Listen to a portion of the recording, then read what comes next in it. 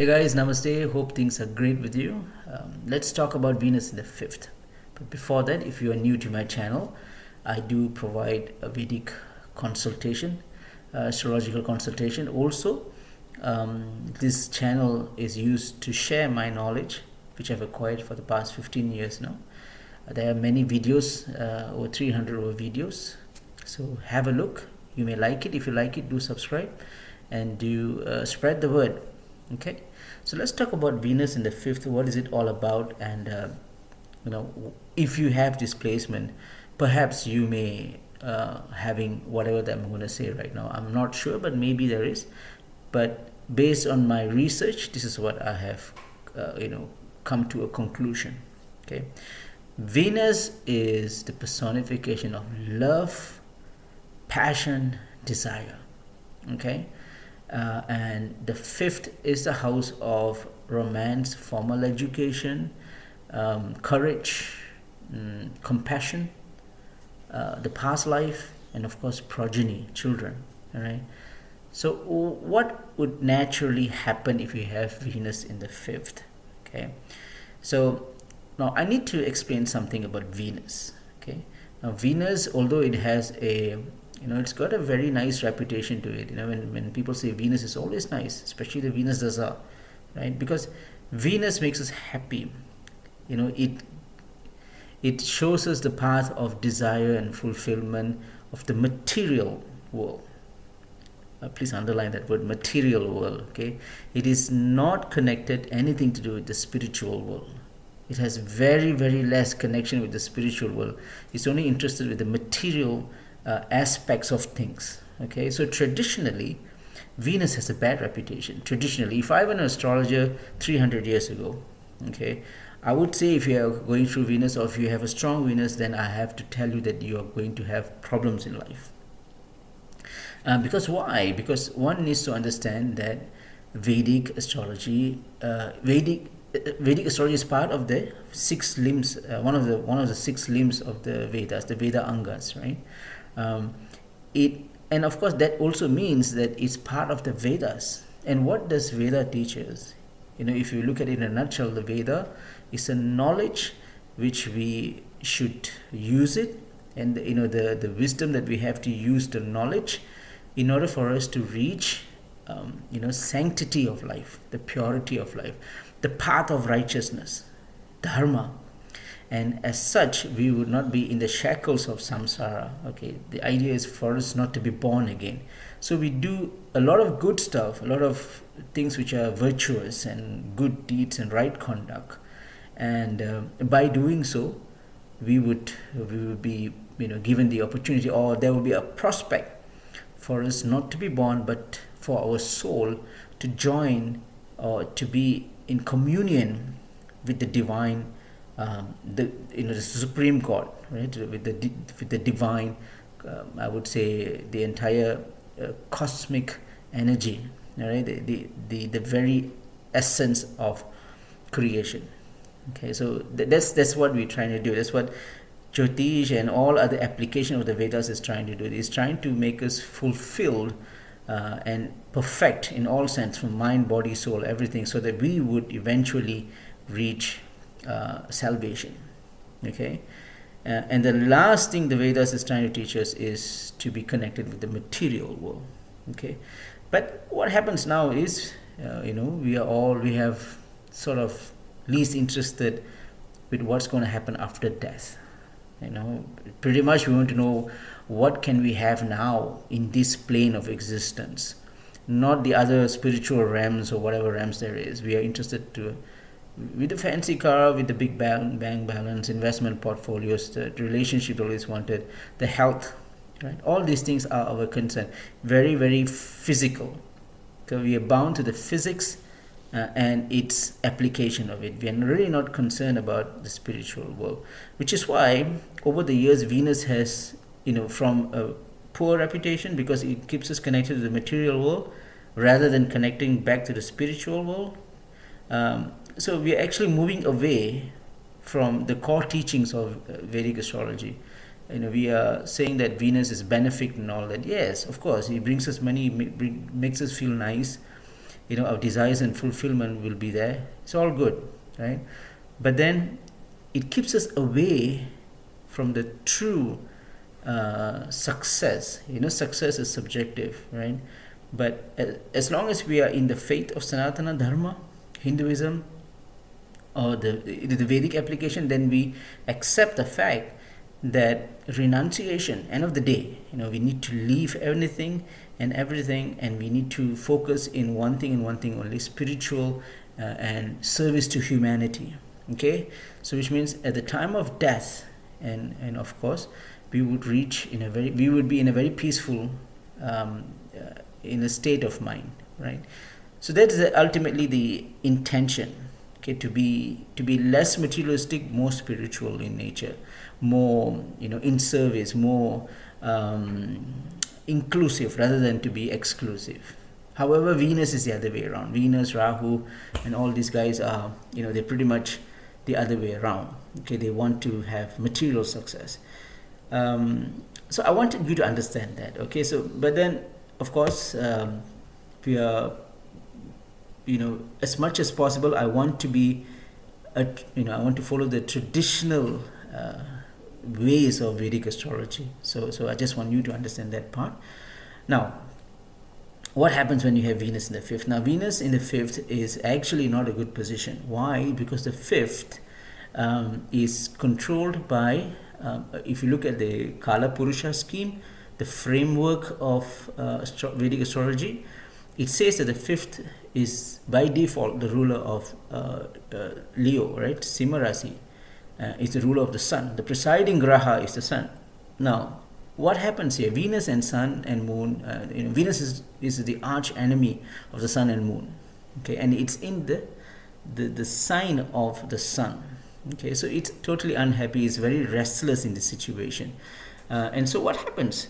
But if it's in the sign of Saturn or Mercury, then they are pretty much buddies, right? So, but it's not. It's in its arch enemy. It is in nemesis. Okay, so what are the things that I've noticed over the years with my clients and the people who I've come to know, and also in my research, what I've come to know is that first of all, they are very very highly imaginative, very creative people. In terms of anything to do with creative process, any form of art forms, or anything that has to do with creativity, these people are like the savants. They are the best of the best. You know why? Because they don't follow people. The fifth and Venus Venus is actual the core thing about Venus is passion, right? And the sense of love and desire. It's in a very scattered. It's like it's all haywire. It's not focused. It's not calibrated. So their mind, in terms of liking something, in terms of to connect with something in a very passionate way, is scattered. Okay, it's not fixed with one thing. It's constantly moving and changing. So this sort of mind, people who has the wild imagination, right? So in the creative process, people who have such wild imagination will never copy anything. Plagiarism will be out of it. They'll never copy anything. They hate to do that. All right. They don't even do engineering. They do invention. Pure inventions. They do something very radical, because their mind is so wide, so spread out, but not focused. Okay, so in the creative process, if you have such wild imagination, you tend to create something very new, very seminal, very genuine. So the ingenuity would not be there. Okay, they will be very special. Okay, so in terms of the creative side, it's a great position to have, but relationship is totally off. They get bored very fast in a relationship, especially it's very dangerous. Boredom in a marriage or any form of relationship is very, very, very dangerous. Very dangerous, because there's nothing to expect. There's no mutual communication, maybe there's no commonality. It's like just two people living in one roof. That's it. There's nothing much. Probably for the sake of the social obligation, but there's nothing. There's no intimacy. There's nothing. It's just just some boring relationship. So Venus gives that. So what happens? What happens? Very easy. And I think you know what happens after this. They will go and find other relationships. Okay, so this is where illicit relationships, extramarital affairs, adultery, anything which has to do with physical connection. They want to have some kind of physical connection. They get bored with the existing partners. Both works, guys and girls, both ways. They doesn't mean they're unhappy with their spouse. Maybe their spouse is very nice, very nice, but then within them there is something core within them, something innate within them, that they feel restless. They feel that they need more, in terms of love, in terms of relationship. They want more and more and more. So this sense of restlessness in relationship is very dangerous. So they will have many relationships prior to marriage. Even after marriage there will be breakups, and they'll have the relationship where it sucks, for the lack of a better word. That's one thing. The other thing is, what I've noticed over the years is strange habits. These people, Venus in the fifth, will have some peculiarity within them. Again, same thing, because their mind is so like a roller coaster, right? It's just haywire. It's cluttered. The thought process is all cluttered. It's not focused, right? So they have this weird personality. Some people chew their, and I want to know if you have this, right? Some people chew their nails. Some people I'm just thinking about my clients and giving you examples. These are very real examples, okay? Some of them, they have this thing about, they stroke their hair. They constantly do this. They keep stroking their hair every now and then. Some people, that's one weird one. I'm trying to really think. That was a really weird one. Some people like to smell books. They like to sniff books. Some people, they like to bite their lower lips, like that. What else? I'm trying to think of that weird. One of my clients has it.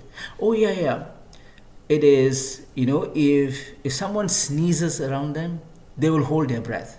This lady of my client, she told me that she'll hold her breath if someone sneezes around them. So this kind of weird oddities, maybe, right, is seen for people having Venus in the fifth. What else? Yes, definitely people who are interested in martial arts. These people, they are always connected to close combat. Any form of martial arts. They'll try to learn different types of martial arts. This is something that I see happening as a pattern, right?